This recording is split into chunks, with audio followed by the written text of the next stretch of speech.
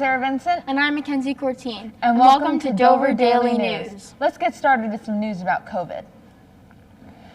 Officials are starting to confirm early signs that Omicron coronavirus wave is peaking in parts of the Northeast, but experts are saying it'll be at least a few weeks before any change can be declared a trend.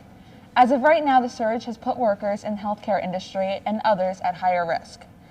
More than 155,900 people in the U.S. are hospitalized with COVID-19, according to Thursday data from the U.S. Department of Health and Human Services, exceeding records set in last winter's surge.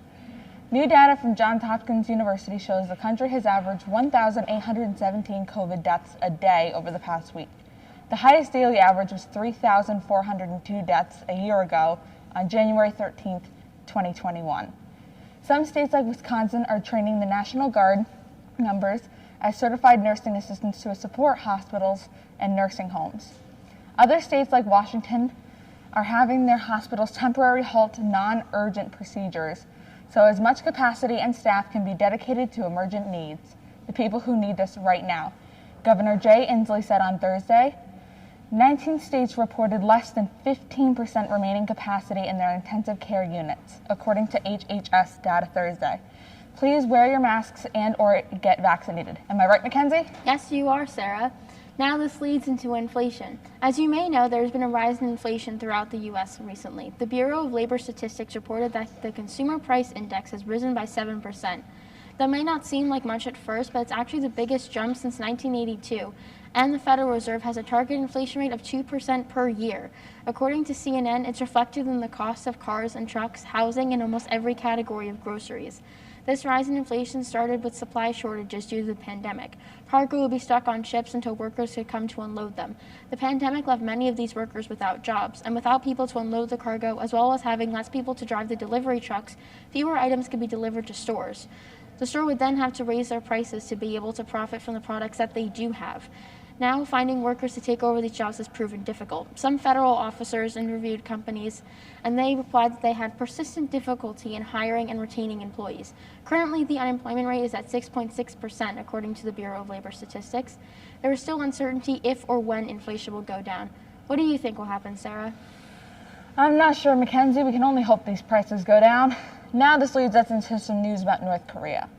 On Friday morning, North Korea launched 2 short-range ballistic missiles that crashed into the sea. The missiles splashed into the sea about flying roughly 267 miles at maximum altitude of 22 miles.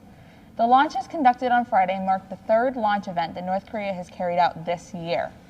The North Korean government describes what they fired off as a hypersonic missile. The weapon, according to expert observers in South Korea, appeared to be a maneuverable re-entry vehicle able to fly at hypersonic speeds, which are speeds that are greater than 5 times the speed of sound.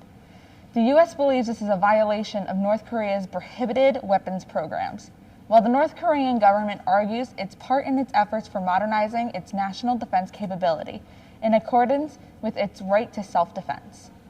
In Pittsburgh, Pennsylvania, on New Year's Day, a meteor crossing through Earth's atmosphere exploded. The meteor was 60,000 pounds of TNT. That's the weight of 4.5 elephants. The meteor was at least 1,000 pounds, and when it broke into the Earth's atmosphere, it was going 45,000 miles per hour. The NQAA posted on Twitter, "See that little purple flash near Pittsburgh? Although it was picked up by Geostationary Lightning Mapper, GLM, it was likely a meteor that exploded overhead on January 1st, just before 11:30 a.m. local time. Some residents even reported hearing an associated boom. This event has been seen after an event a few months ago in September of 2021. Fireballs were spotted and were identified as rocket launchers." Wow, that must have been a big meteor. For 97 years, the record of 320,000 troops from the Punjab who fought in World War I sat abandoned in a museum basement in Pakistan. Recently, the records were found by the UK historians and were digitized and uploaded to a website in time for Armistice Day, which is celebrated at the end of the war on November 11th. Historians say that the records provide insight into the contribution of Indian soldiers to the Allied war effort. A group of sixth graders created miniature 3D protected villages to address homelessness. A Texas-based technology company known as Icon has a mission to make dignified, affordable housing available to everyone, along with the input of some sixth graders at Alexandria County Day School, where this started out with a science project. Their goal is to make everlasting change. Though food and clothing drives help, it is only a temporary fix, whereas they are planning to design Leave Homelessness Behind neighborhoods, which would provide shelters, schools, food stores, as well as health and religious centers. However, they plan to build a sense of belonging and purpose, which would emphasize areas for frequent interaction within the community, such as a community garden, an amphitheater, bus stops, and more. This is all being experimented with new technology called 3D printing. They are excited about the innovative possibilities this technology can offer. As they put it, it's a journey of discovery. And that's it for your Dover Daily News. Once again, I'm Mackenzie Courtine. And I'm Sarah Vincent. We hope you had a wonderful day. And we'll see you soon, Dover.